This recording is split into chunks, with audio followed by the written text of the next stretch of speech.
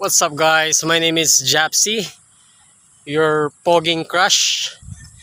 And nandito na naman tayo sa pinagjajagingan natin ngayon. Kakatapos ko lang magpapawis, exercise, jogging, push up, curl up. It doesn't matter.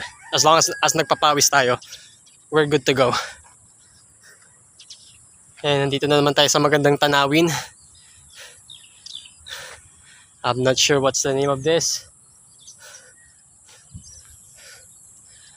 Pero malalaman din natin yon.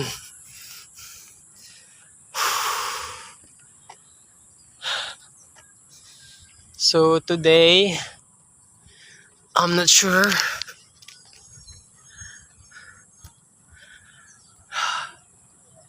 This is another vlog.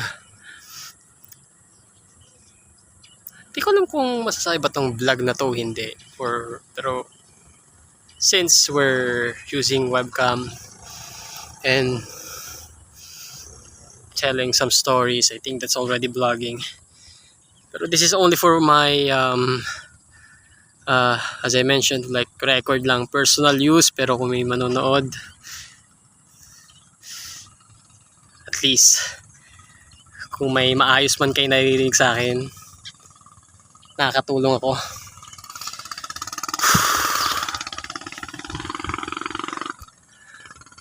Okay. Kakatapos ko lang mag-work. And as a call center agent, nasa Quad S2S ang pangalan ng department ko. That's Quad. Ang hinahandle namin is cell phone, internet, home phone, and television. That's all the services that I'm actually handling, and we're doing serve to sell. We need to serve the customer first before we upsell. And so far, I'm actually proud of myself a little bit, because a little bit only, because I was able to gain 8 RGU or 8 7 lines and then 1 residential services. So 8 lahat na units ang nabenta ko. And yung iba naman doon is medyo parang medyo sabihin natin medyo scam, pero still hindi naman natin siya talagang bastang sinubmit lang yung order na wala namang alam si customer or walang pahintulot, no. Alam ni customer pero medyo may pagka-scam lang konti para mabentahan si customer.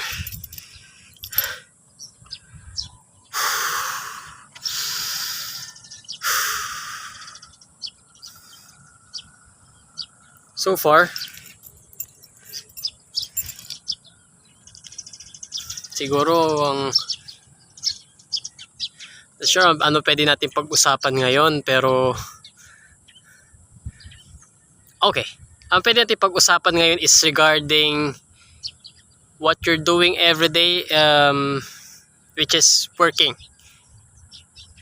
Okay, so I'm working in this company for siguro magto 2 years na. 2 years na ba? Oh, magto 2 years na. Magto 2 years na, and ilang beses na akong malapit matanggal. Pero I was thankful to my bosses, OMs, direct. Kasi thank God, hanggang ngayon andito pa din ako ngayon. Pero ang na-realize ko is before when I started, I just want to find a work where I can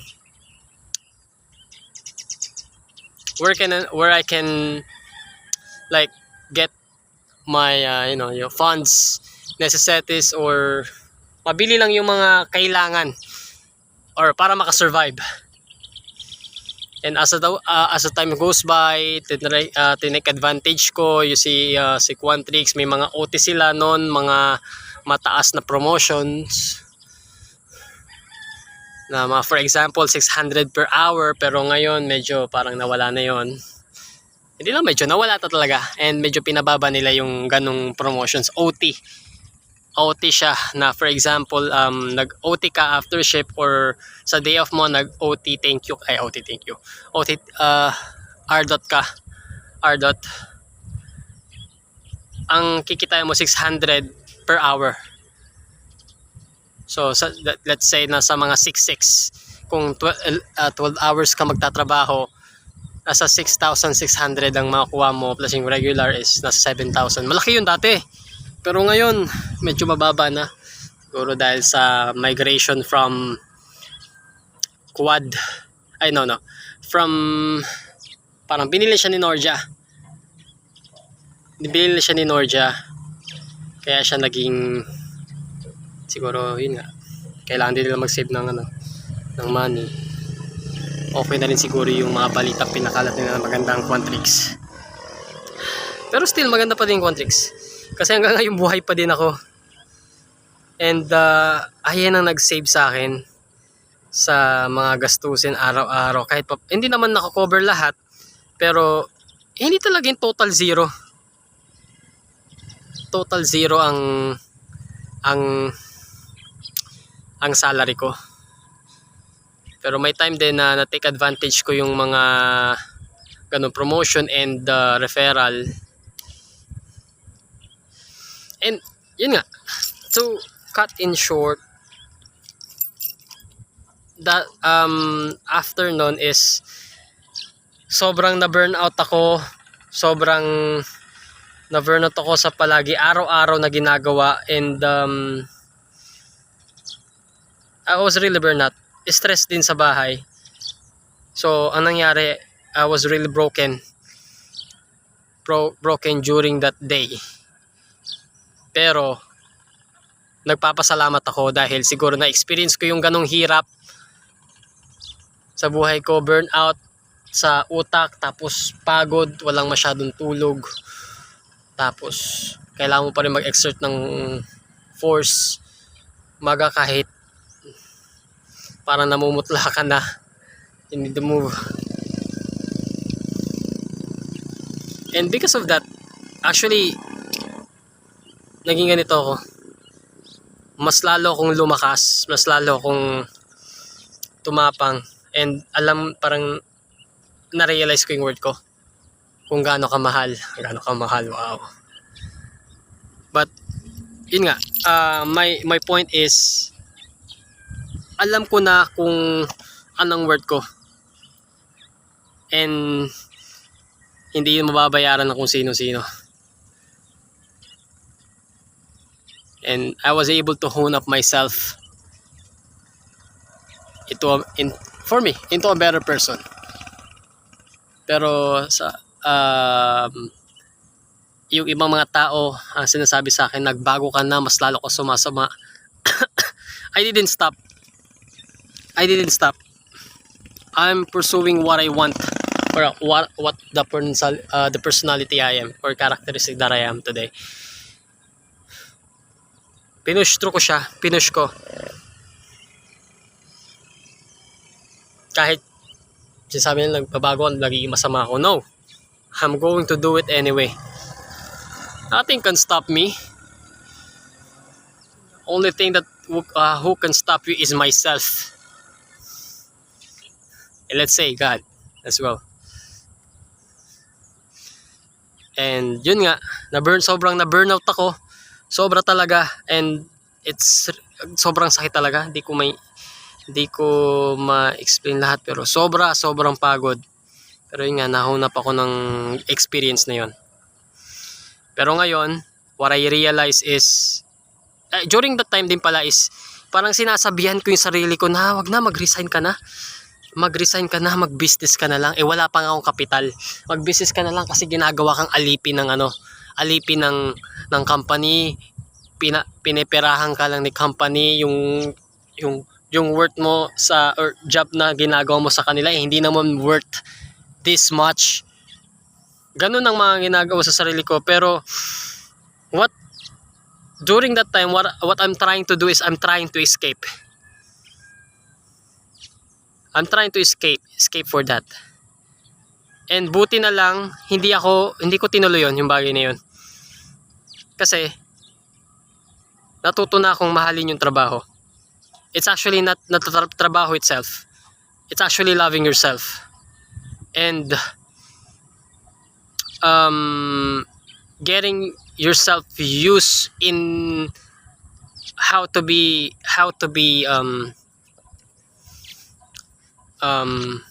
have a good work ethics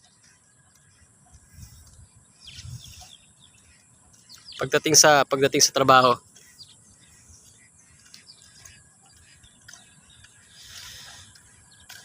And maganda kasi kailangan mo talaga siyang sanayin.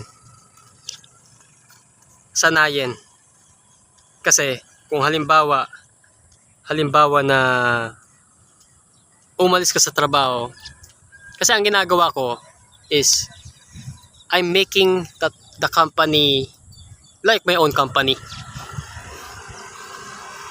I'm generating numbers.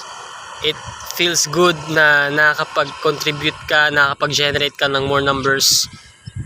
It feels good to yourself, and nakakatulong ka sa company, nakakatulong ka sa sarili mo. And kailangan mo sanayin yung sarili mo ng ganung thinking na sa lahat ng bagay mag-excel ka. Why? Kasi during that time, siguro kung umalis ka agad ako, yung mindset na meron ako after ko umalis is hindi ko rin siya magagawa sa mismong business ko. So kailangan mong sanayin ng sarili mo to get used to have a good work ethics.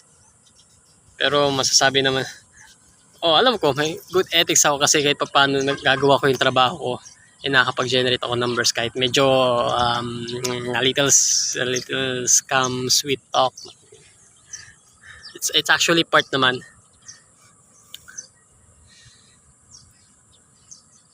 So, yun. The point is, you need to get used to it because you need to get used how you work and how your mindset works. You need to practice that. Kasi, magagawa mo siya sa lahat ng bagay. Kahit saan ka man, kung ipapractice mo yung sarili mo sa ganung pag-uugali, magagawa mo siya in the future. Sa ibang mga challenges sa takin mo, work, company, or your own business, your goals, magagawa mo siya. So ngayon, I'm working while happy. So during that time, talagang yun nga, hindi ko kalaban ang mga bosses doon. Ang kalaban ko talaga is yung sarili ko. Ang dami ko na commit na mga mistake. And lagi akong sinisave ng mga bosses ko. Bosses, ang bosses, Tagalog. Boss. OM. Operation Manager. TL. Direct. And ngayon, ang goal ko is hindi ako magiging okay sa kung anong generate ko ngayon ng numbers sa company. I want more. I want to be the top, let's say top agent. And I'll do my best. I'll do my best. So, pero it doesn't matter kung ano maging ano ko, pero ang gusto ko mangyari is to dominate. I want to dominate the floor. Really. I want to have that kind of attitude, work ethics in any workplace, in any place, location, at ano pa yan.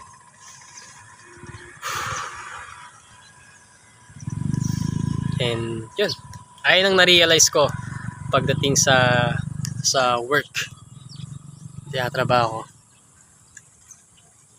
And ngayon, tinanong ko sarili ko, after nun, ano na? since medyo nagugustuhan ko na yung routine ko, nakakatulog na ako ng maayos, so may energy ako may pagbakbakan sa mga customers.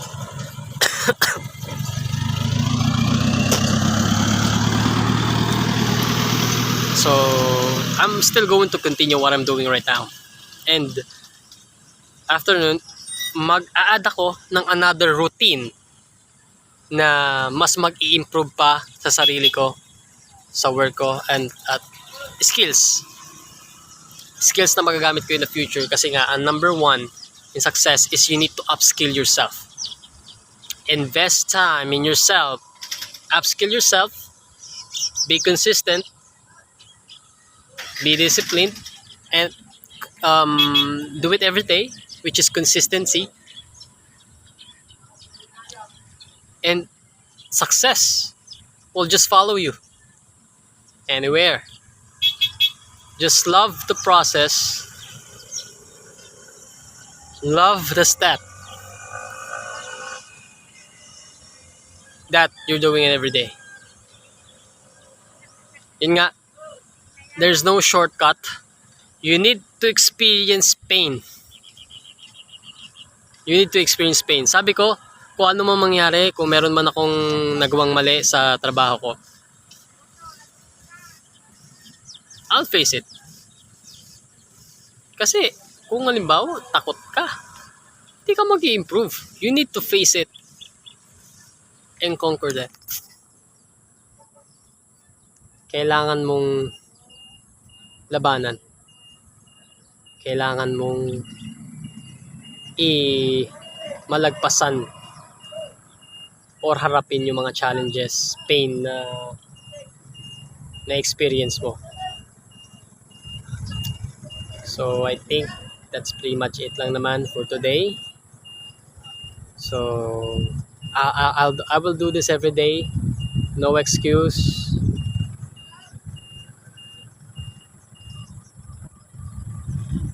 I'm not going to give up. I don't know. I'll know I get it. Kahit ano pa yan. So I hope you get it too. So yun lang. You have a wonderful day. Stay safe and take care. Okay. Peace out.